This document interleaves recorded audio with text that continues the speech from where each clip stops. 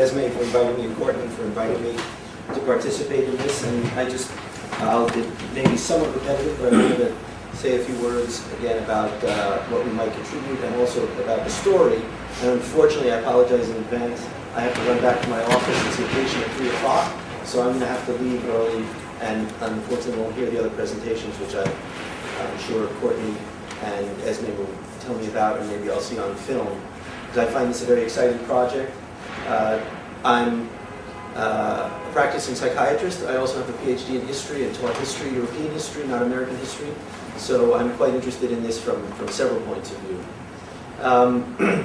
The first word of the Hebrew Bible, known as the Old Testament, or Torah, as you know, is Bereshit, meaning in the beginning. And Jewish people, and in particular congregation Shearith Israel, which we're members of, and has had a continued since 1654, and which means the remnant of Israel. So the people who came here, the Jews who arrived, thought of themselves as a remnant. They were what was left over after Jewish experience. People in congregation Shearith have been here in North America from the beginning and ever since. And in a way, if there's any message we would want to get across, curriculum for students, that would be the most important one.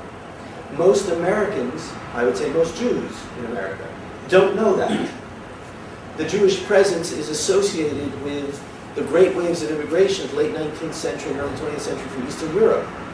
But in fact, Jews have been in America since 1654. In fact, there have been Jews who came to America earlier than that. I'll comment on that.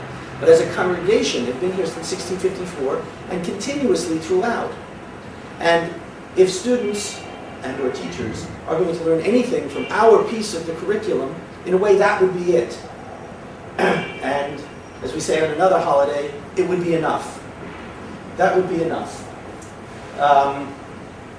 Because most people don't know it, and I think it's meaningful and valuable for Americans to know, and Jews to know, that Jews have been here for 350 years.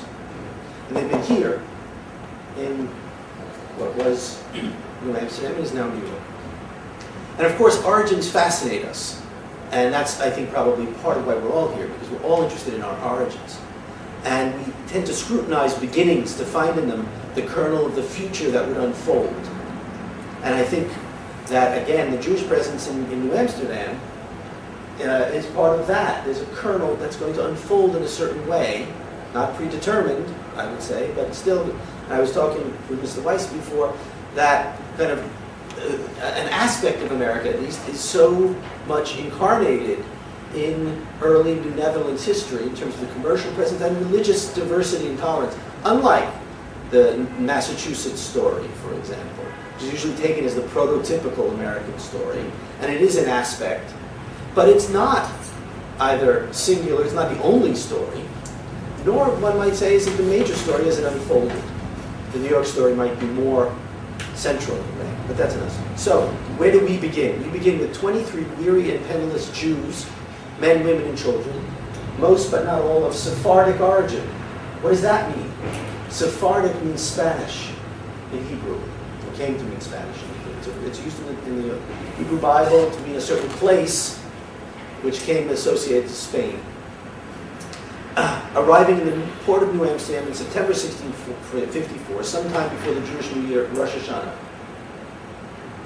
Most Americans don't know that Jews ever were in Spain. Certainly most Americans don't know that there was a relationship between Spain and the Low Countries. It's a very complicated story that's fascinating. But how did Jews from Spain end up in Brazil under Dutch rule? But those questions would open up an entire history. So I think there's a way in which this story can be used to elaborate and illuminate a larger story. So they had set out as part of a fleet of Dutch ships carrying 150 Jewish families fleeing from Recife, Brazil, where they had lived under Dutch rule until the Portuguese defeat of the Dutch and the imposition of Portuguese restrictions on Jewish life. So again, the story, well, what's this about the Portuguese? And why did they flee the Portuguese? This could raise questions about issues about Inquisition, religious tolerance versus intolerance, and so on. So it's all, not all, but there's a lot in this story that can be exhumed by teachers and students. Their presumed destination was Amsterdam, but many did not make it. Some ended in Central America and the Caribbean. Our 23 ancestors were first captured by Spanish pirates. I consider them my ancestors, though I'm Ashkenazi through and through, Hungarian blood and Russian blood and so on, but for reasons of marriage, I'm a member of this city. So our ancestors were captured by Spanish pirates, liberated by a French frigate on its way to New Amsterdam and brought to the Dutch trading post. So it's a very dramatic story, too, which kids can love, about pirates and capture and battle at sea and hostages being taken and so on. It's a very colorful story. At first they were held by a French captain. They weren't allowed off the ship. And appealing to their co-religionists in Amsterdam, they were able to pay the exorbitant passage he asked of them.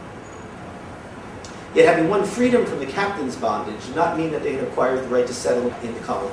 These 23, you should remember, most people don't know this, were not the first Jews ever to arrive on the Atlantic shore. Sorry. Individuals had come to North America before, as early as 1585. The mining engineer of Roanoke Colony in Virginia was Jewish and had spent a year in North America working as an engineer. Others followed. Individual Jewish traders and merchants would make stops in North American ports in order to transact business. But no one stayed, and no one came to settle as a community. But our group of 23 were the first who sought to settle and form a permanent Jewish community on the continent. They're not the first Jews ever to step foot in North America, but it's the first community ever to come. Now, the request, as Esme said, was met with hostility. He warned his superiors in the Dutch West Indies Company that the Jews were, quote, deceitful, very repugnant, hateful enemies and blasphemers who would, quote, infect and trouble this new colony. Moreover, he argued that, quote, giving them liberty, we cannot refuse Lutherans and Papists, who were even more hateful than the Jews to Calvinists, were Lutherans and Papists. So if we let the Jews in, how can we not let the others in? He understood rightly, I would say, that decisions regarding the Jews would serve as a precedent and set the colony's religious character thereafter. And that in itself also is an important pattern in American history. And I'm going to stop you here. Okay. If you can give us a copy of that text, Sure. we can Sure. Okay. read it in, I wouldn't say into the record, Okay. Counselor, but Fine. I'd like to record that. Sure. I know you have to leave, I have but to run. does So- anybody have any questions for Len at this moment? Because he's going to have to leave. I'm going to have to leave, but I'm going to take another minute Okay. just to say that in terms of documents, Yep. there are at least three very rather well-known documents which are collected, for example, in this collection of the Jew in the Modern World, documentary history, and which I believe the American Jewish Historical Society has the originals of, but I'm not sure. Between Peter Stuyvesant and the Dutch West Indies Company, which I quoted from. I think those three documents, if made available to teachers and students, would serve for a week of history lessons.